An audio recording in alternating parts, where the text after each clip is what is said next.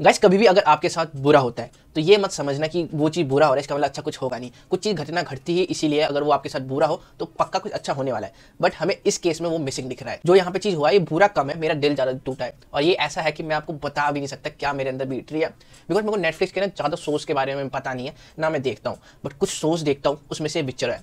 और विचर का एक न्यूज़ आया जिससे मैं हिल चुका हूँ और आई होप आपने ये न्यूज़ सुन लिया होगा कि यस, हेनरी कैविल फाइनली विचर को छोड़ रहे हैं सीजन 3 के बाद। अब मैं फाइनली वर्ड क्यों लगा यहाँ पे, बिकॉज मैं तो पहले ये तो हजम ही नहीं कर पा रहा था न्यूज़ की लिटरली पॉसिबल है। बिकॉज विचर को हेनरी कैविल ने इसलिए लिया था वो लंबे समय तक परफॉर्म कर पाए। और इतना ही नहीं, यहाँ पे हमारा हेनरी कैविल विचर गेम को भी खेलता था। इसके बाद इसने हमारी नोवेल भी पढ़ ली थी जब इसके पास सोच के ऑफर आए थे। इसने सोचा था कि लंबे समय तक इस रोल को तो निभाऊंगा, एटलीस्ट 10 साल तक तो ये सोच चलता। But unfortunately Henry Cavill season 3 के बाद से हमें देखने को नहीं मिलेंगे। सीजन 4 में टाटा बाय बाय, यहाँ पे हमें नया विचर देखने को मिलेगा। इसके पीछे रीजन क्या है, हेनरी कैविल ने ऐसा इतना बड़ा डिसीजन क्यों लिया? ये जो न्यूज़ जितना हमें बुरा लगे ना उतना ही डिफिकल्ट हेनरी कैविल के लिए भी था। बट एट द एंड उनको ये सच को सामना करके इस पे डिसीजन लेना था जो उन्होंने ले लिया। और इतना ही नहीं, अगर हेनरी कैविल विचर के रोल से जा रहे हैं तो कौन उनको रिप्लेस करेगा? बिकॉज पिक्चर की स्टोरी अभी खत्म नहीं हुई है। इसके अंदर लिटरली बहुत कुछ है दिखाने को। और जो हमारे सीजन 1 और सीजन 2 में आप मान लो 1 से 2% ही कवर हुआ है विचर की स्टोरी लाइन से, अभी बहुत कुछ है विचर के अंदर दिखाना। और इतनी कॉम्प्लेक्स के साथ है ना विचर स्टोरी, और जो सोचेगा और जो देख रहा होगा उसको लिटरली मजा आएगा कि सस्पेंस क्या है आगे होने वाला। और इतना ही नहीं, इस वीडियो में हम ये भी डिस्कस करेंगे हेनरी कैविल रोल छोड़ के जा रहे हैं, इसके आगे क्या करेंगे। मीन्स कुछ और प्रोजेक्ट के लिए तो छोड़ के जा रहे होंगे तो उसका क्या है, और क्या ऐसी मजबूरी आ गई हेनरी कैविल की कि लिटरली उनका सबसे फेवरेट कैरेक्टर का रोल छोड़ के जा रहे हैं। और अगर बात करूं मैं विचर सीरीज हिटी हुई थी हमारी हेनरी कैविल के दम पर। जहाँ पे मेरे को जो चीज़ पसंद आया ना विचर में वो उसकी स्टोरी है। पर स्टोरी बहुत सारे सोर्स की भी अच्छी होती है, बट वो कभी आपको देखता है फेमस हो गए। बहुत सारे सोर्स मर जाते हैं पर कोई उसे देखता नहीं, चाहे उसकी कितनी अच्छी स्टोरी हो। बट अगर वहाँ पे एक अच्छा फेमस एक्टर के साथ उसकी एक्टिंग भी अच्छा और अगर वो परफेक्ट रोल प्ले कर रहा है वहाँ पे, मतलब उस एक्टर की वहाँ पे लुक भी मैटर कर रही है और मतलब पूरी सीन में वो जान डाल रहा है, तभी वो सोच चलेगा। जिसमें हमारा विचर नाम है। इसके अंदर हेनरी कैविल ने अपनी एक्टिंग में जान डाली, अपनी लुक्स में जान डाली थी। उसके बाल तो भाई एक नंबर, आंखें भी जब येलो कलर की दिखती थी तो बहुत अच्छा लगता था। उसी हिसाब से स्टोरी तो अच्छी थी, बिकॉज नोवेल से डायरेक्ट इसको लिया जा रहा है तो स्टोरी लिटरली अच्छी। जब नोवेल फेमस हुई है फिर गेम फेमस हुआ है तो विचर शो कहाँ पीछे रहता, वो भी फेमस हो गया। नेटफ्लिक्स की one of the best show था ये। पहले शो में इतना हिट हो गया कि नेटफ्लिक्स के टॉप 5 टॉप 10 शोज में इसका नाम आता था। बट अब ऐसा लग नहीं रहा नेटफ्लिक्स के साथ होगा, बट ऑलरेडी इसको पॉपुलैरिटी मिल चुकी है तो हम डिस्कस करते हैं डिटेल में। तो मेरा विशाल अपने यूट्यूब चैनल सुपर हीरो। आज हम बात करने जा रहे हैं हेनरी कैविल ने विचर शो को क्यों छोड़ा, उसके बाद रिलेटेड जितने भी क्वेश्चन सब डिस्कस करेंगे। तो बिना किसी को डिसअपॉइंट करे और बिना किसी को धोखा दिए चलिए वीडियो शुरू करते हैं।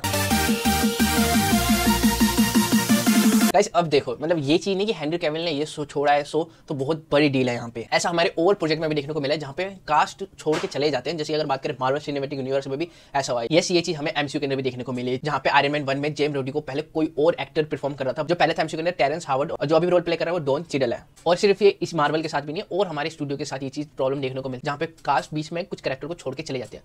बट विचर के साथ ये केस बिल्कुल नहीं अलग है, जहाँ पे वो सारे मेन लीड में नहीं थे। मीन्स वो साइड के कैरेक्टर्स थे, या साइड के कैरेक्टर्स भी ना होने के बाद एटलीस्ट वो बहुत आगे पहुंच गए थे, या वो भी उनकी स्टार्टिंग थी, जिसके वजह से ना उन पे इतना ज़्यादा इंपैक्ट नहीं पड़ा उस कैरेक्टर को चेंज करने के लिए।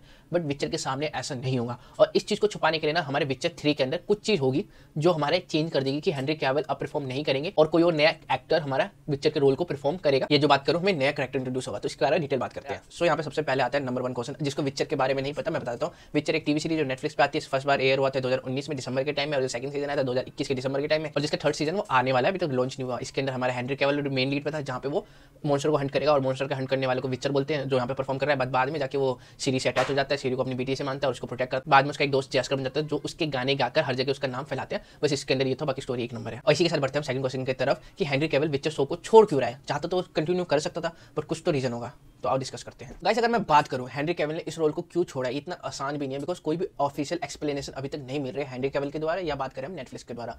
बट जितने भी सोर्सेज इंटरनेट पे अवेलेबल है मैंने लिटरली सबको ढूंढा है और उसमें से मेरे को 2 मेजर रीजन निकल के आए। पहला दारोग और दूसरा नेटफ्लिक्स चूतिया कंपनी बन चुकी है।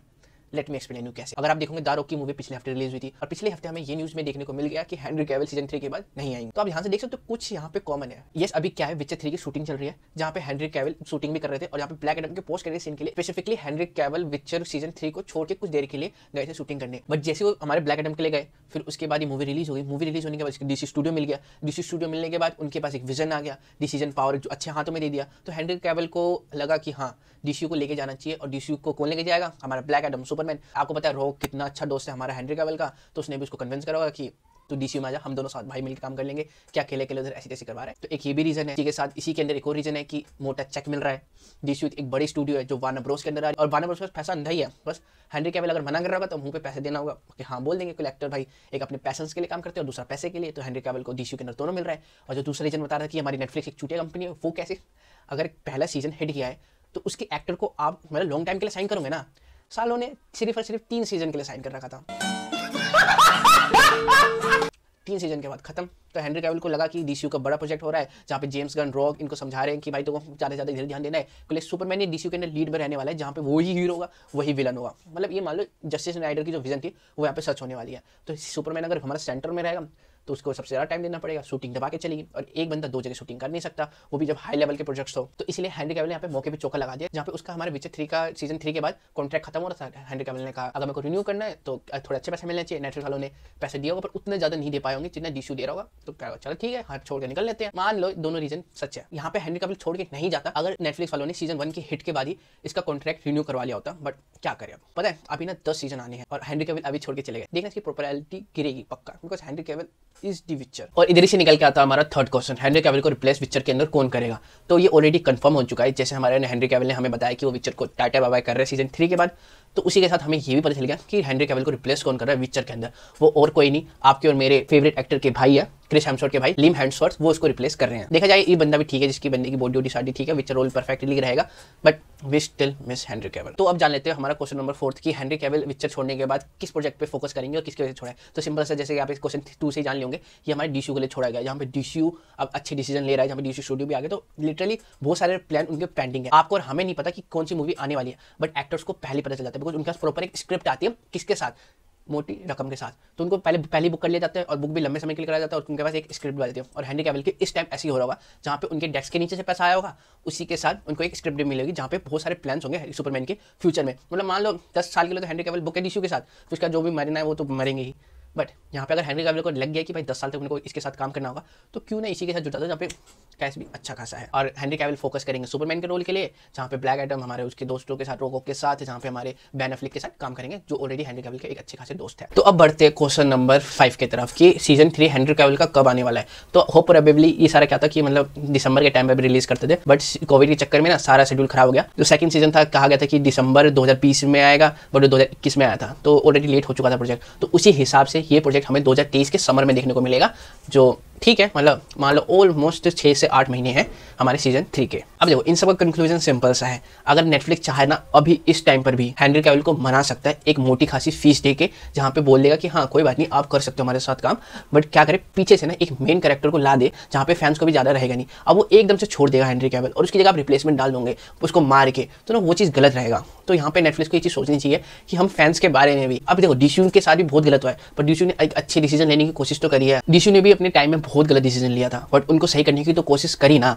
और कोशिश के साथ जो एक्टर्स को छोड़ के जा रहे थे उनके मुंह में पैसे ठूस दिए, कैसे ना कैसे करके उन्होंने कंपनी खरीद ली। पहले क्या था, हमारे डीसीयू पे वार्नर ब्रोस और हमारे डिस्कवरी का ओनरशिप था, जहाँ पे डिस्कवरी ज़्यादा होल्ड करते थे, उसको पैसे दे के कंपनी खरीद ली। तो उन्होंने डिसीजन लिया ना, उसने स्टेप आगे लिया ना, तो हमारे नेटफ्लिक्स वालों को भी लेना चाहिए। ये नहीं कि अगर बंदा जा रहा है तो उसको जाने दो आराम से, उससे बार्गेनिंग करो। भाई जो बंदा 3 सीजन के साथ काम कर सकता है वो आने वाले और प्रोजेक्ट के साथ काम क्यों नहीं कर पाएगा? अब ये थोड़ी ना हेनरी कैविल पूरे साल भर डीसीयू के लिए काम करेंगे, मतलब कोई और प्रोजेक्ट लेंगे नहीं क्या? बट यहाँ पे था हेनरी कैविल को तो भाई फेमस होना है, इन सेंस नहीं, वो फेमस ऑलरेडी है। मेरा कहने वाला उसको भी अपना करियर आगे बढ़ाना है, उसको भी ऑस्कर जीतना है, उसको भी अच्छा से अच्छा काम करना है और एक्सपेरिमेंट करनी है।